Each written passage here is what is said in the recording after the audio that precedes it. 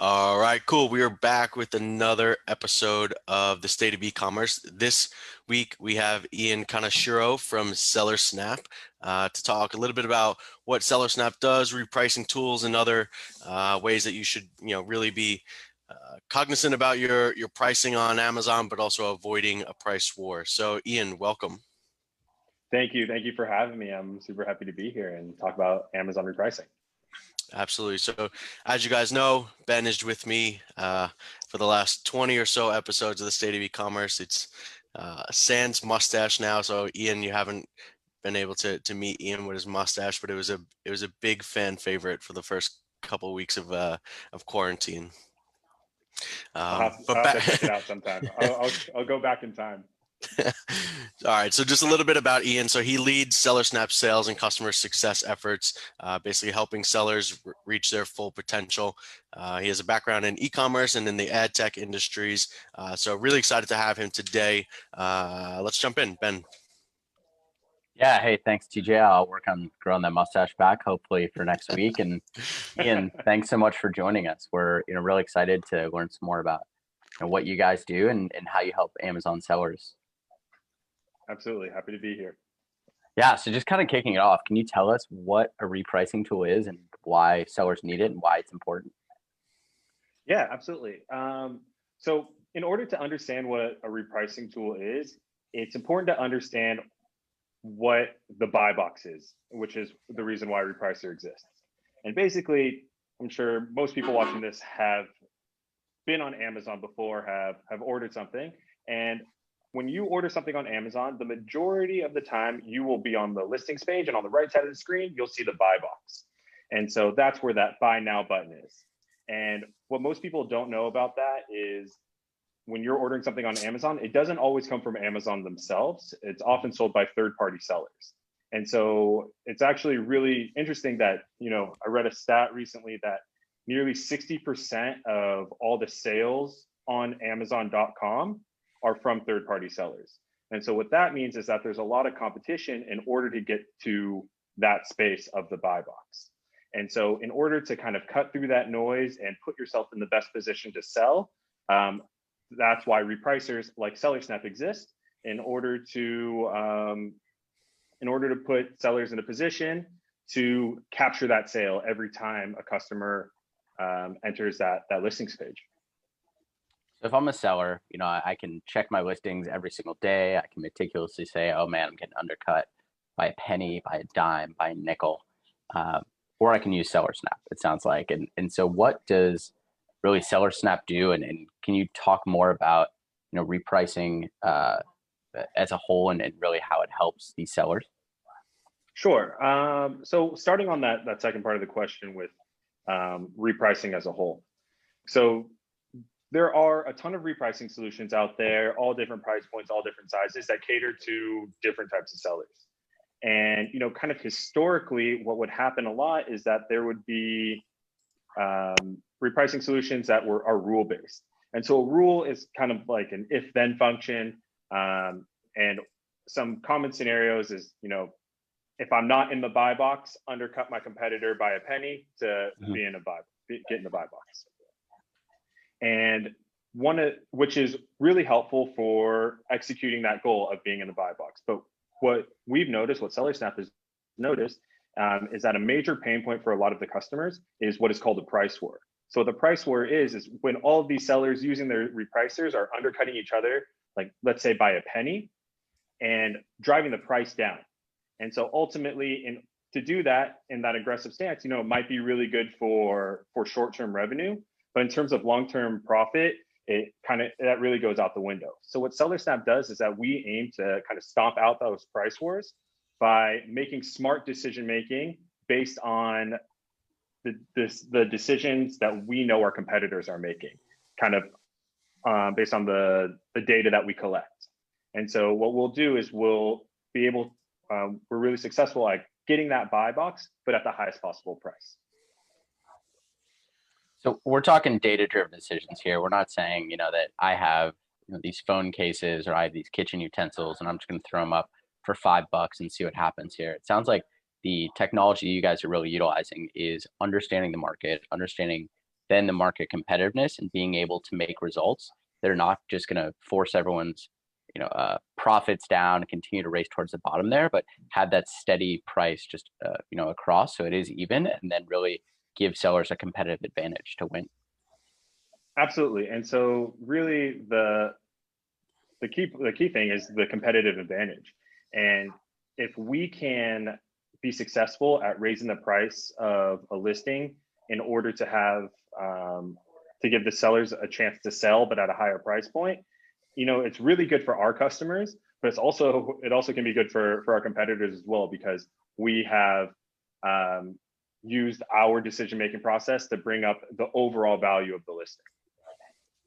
Oh, wow. So if we talk about repricing tools, and I think the thing that's important that we should touch on is what can affect your prices, or like when, if you were not using a repricing tool, how often would you have to be looking at your every one of your listings to try and see where you stand in terms of your competitors? So, it could be a very manual, tedious job, right?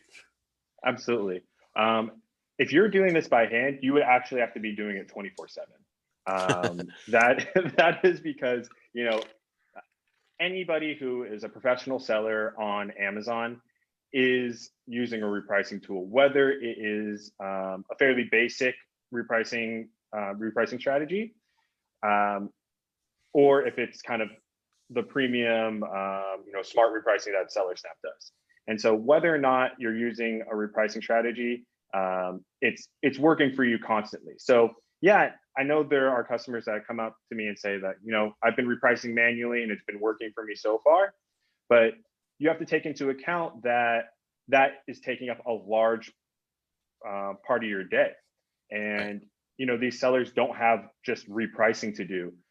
They have to source, they have to manage inventory levels, and all the other ins and outs and the tedious tasks of Amazon sellers that I'll tell you, I wouldn't want to manually reprice, because it would take away focus from all the other aspects of my business.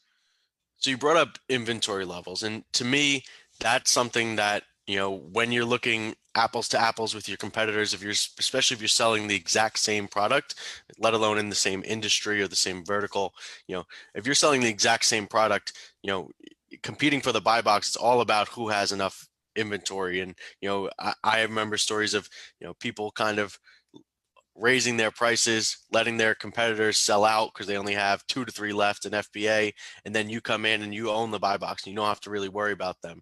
Is that considered a repricing strategy? Is that a tool that you would use when looking at your competitors' prices and inventory levels?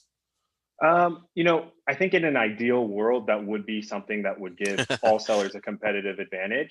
But the fact of the matter is, Amazon doesn't provide that information. And, SellerSnap, much like all the other solutions out there, we connect directly into our sellers' Seller Central account through Amazon's MWS service. Oh, cool. And that information about, your competitors' quantity is not transparent to the rest of the competition. So, I like to think about it, if I'm selling and I don't necessarily want my my inventory level to be shown to all of my sellers or to all my competition, and Fair. they probably don't want the same thing for me. So it's a bit more complicated than that. I know that there's some solutions that will show you with scraping data, but all in all, it's not something that SellerSnap does. And I think it's a really difficult piece of your strategy to really implement in real time. So when we're talking about competitive advantage, maybe I'm a seller that sells my own products, my own white labeled goods, or I am selling my own unique proprietary good. If I'm the only one in the market, it wouldn't seem like I would have to reprice because I'm the only one selling my good, my brand.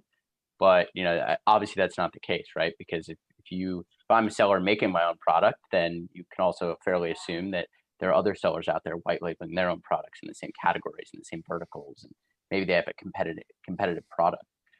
How does a repricer help a seller like that who is white labeling their products or selling their own goods? Yeah, that's a really good question. So when it comes to white label products or products where generally I don't have competition on, it's really important to take that kind of phrase of not having competition, take it one step further, because you might not have competition on in the buy box, so you don't have to reprice and compete that way, but you do have to reprice and compete based on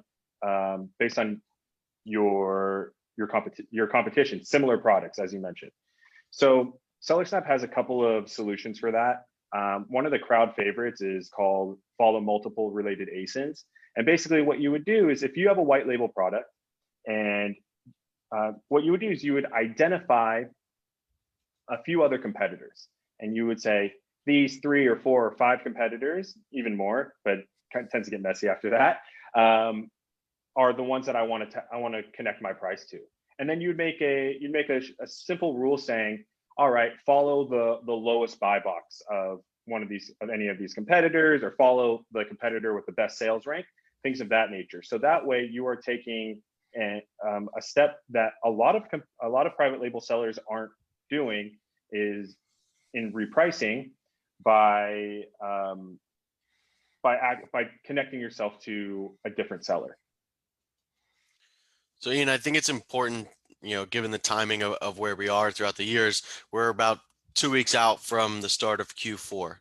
And, to me, this is a valuable tool, or should be a valuable tool year round.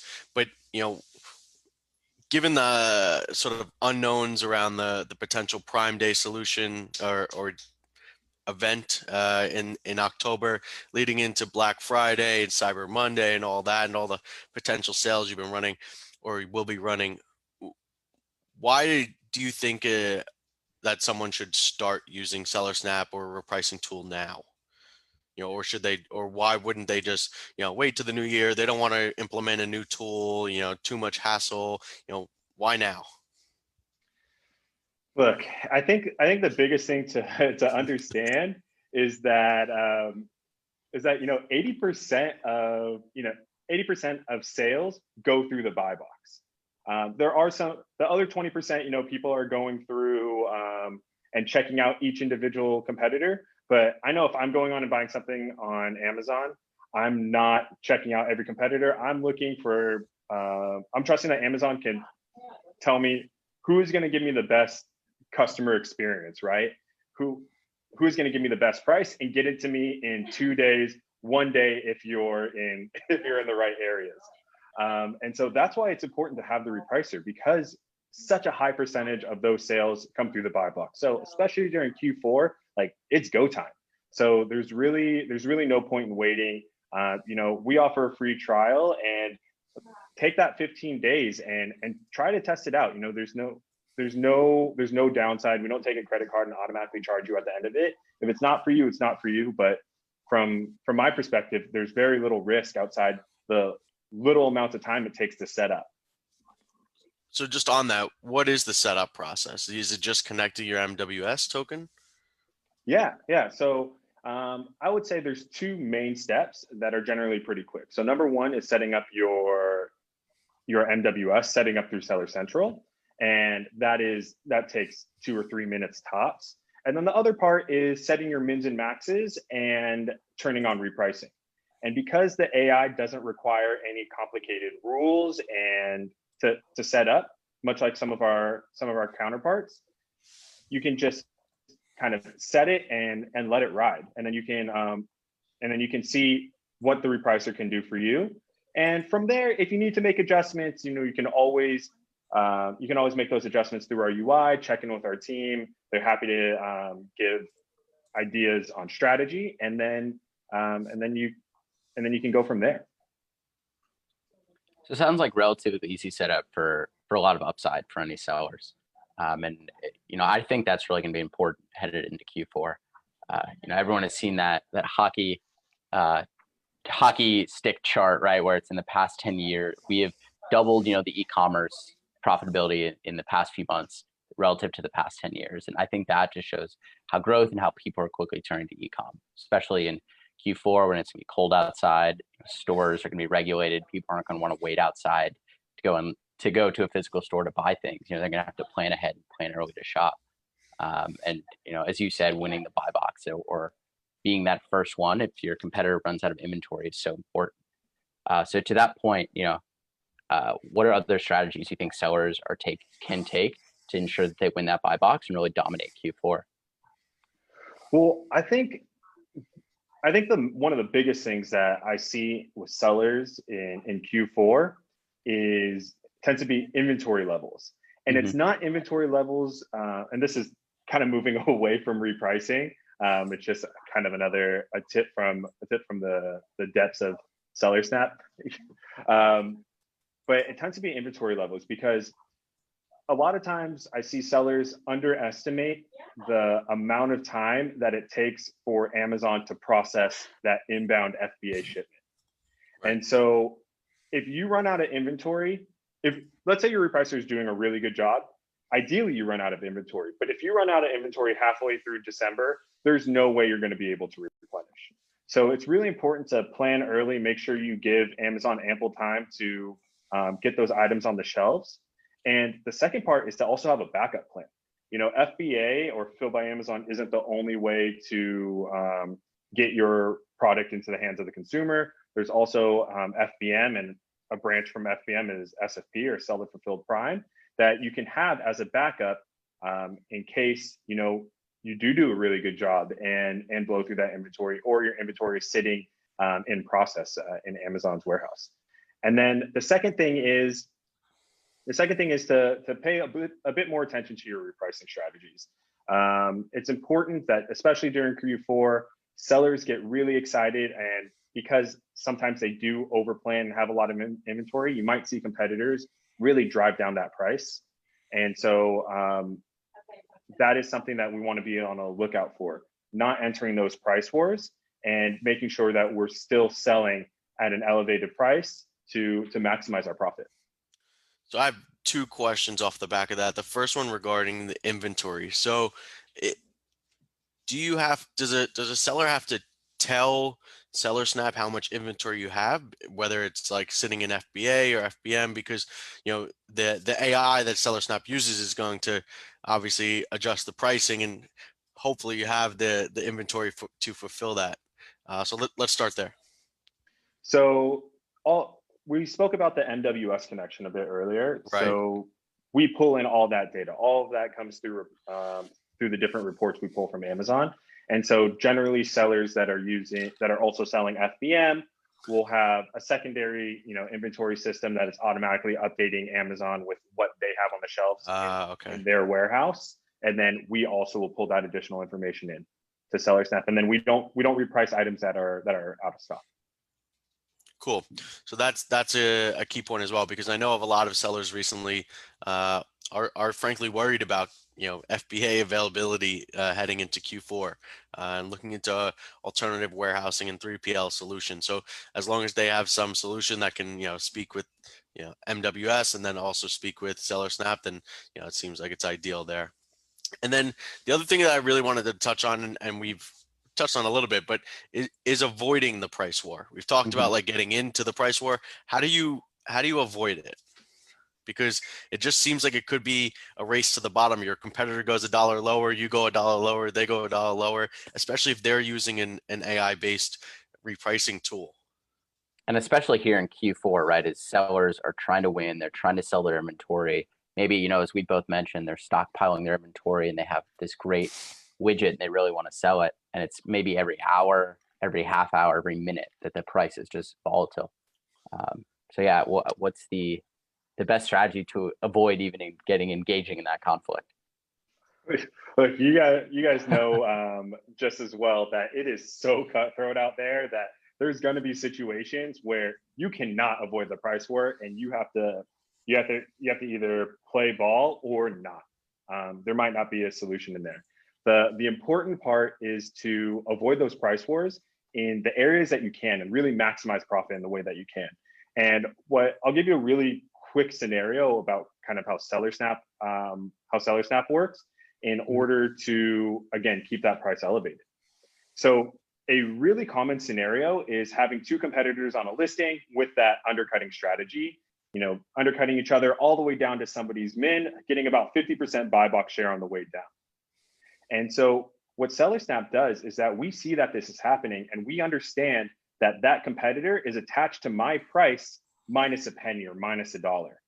And so instead of engaging with that price war all the way down to the min, what I'm going to do is I'm going to capture that buy box and I'm going to raise to max.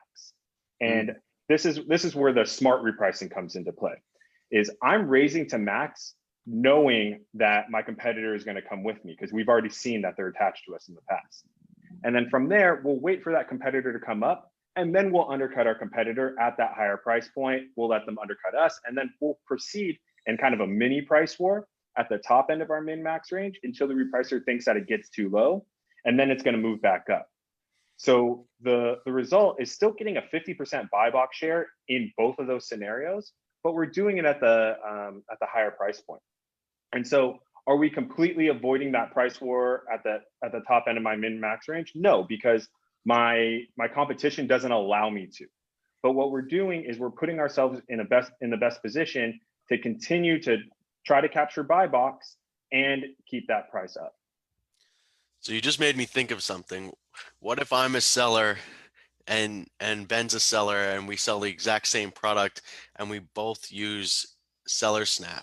How does that work? Has that ever happened?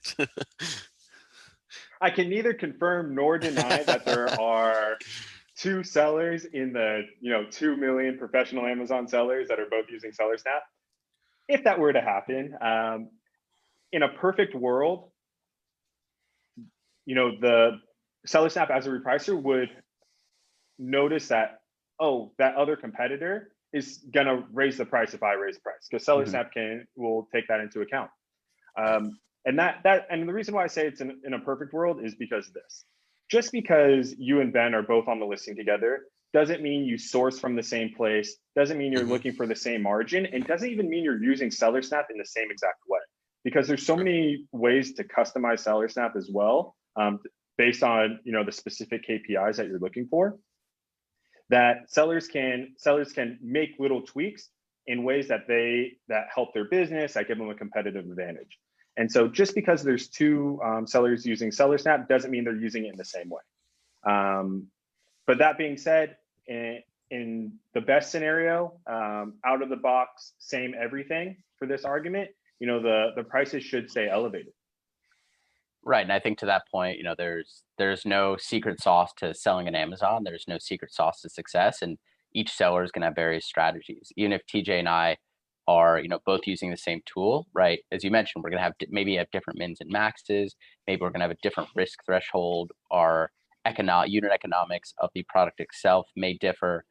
So it sounds like there's, frankly, just as we all think about Amazon, there's enough room for, over 2 million and millions, hundreds of millions of sellers out there to compete and sell their products.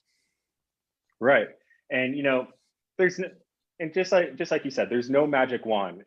If I had a magic wand, we'd be selling it all over the place. But it's really, at the end of the day, SellerSnap is just a tool in your toolbox.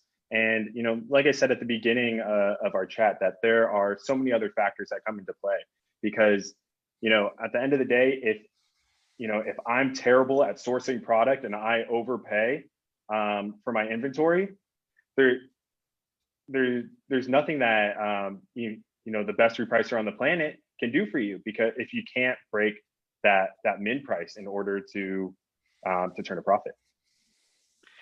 Well, Ian, I want to say thank you for sharing all these insights with us. It's definitely going to be a competitive Q4 for a lot of these sellers, and I think it's going to be very interesting to see, how much more e-commerce continues to grow and continues to spike.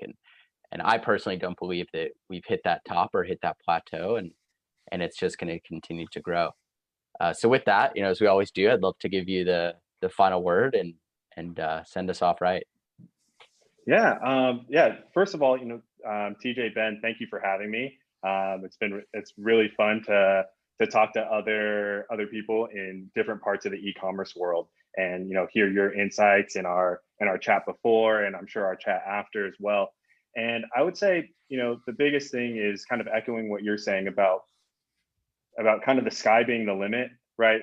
We're in such a weird time right now with the whole COVID situation, and then now we're going into Q4, and just the combination of those two are kind of put e-commerce in a whole new level. And so, you know, here at SellerSnap, we're already really gearing up to seeing like how this is going to go, how we can improve our technology to help sellers, and we're really here to create value for our sellers. So and so going from that, we're keeping our fingers crossed and looking forward to seeing the numbers come January. So Ian, if someone's interested in SellerSnap, what's the best way for them to get in touch with either SellerSnap or with you?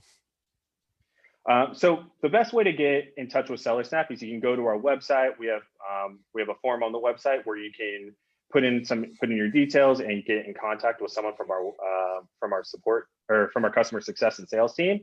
I wish that we planned this out so I could have one of those things where I can say, and you can email me right here at ian@sellersnap.io. We'll get that one for next time. But if I can put it in the chat. But what's the website for SellerSnap? So we're at sellersnap.io. Right. Okay, cool. So I will put that in the chat now. It will appear below your finger in a minute. Just tell me when. I think now there's a little bit of a delay between. All right, cool. I watch too many YouTube videos. Yeah, that's it. Look up here. Like, follow, subscribe. Cool. Ian, thank you so much. I really appreciate it. Just looking forward to next week. We have Lori Barzy, who's a seller, actually. So changing it up a little bit, not necessarily going to have another solution or SaaS company or service provider, but a seller who's going to talk to us about Q4, her plans, how things went over the last couple of months, and looking forward into 2021. So for Ben and myself, Ian, thank you so much, and see ya. Thank you. Thank you. Thanks, guys.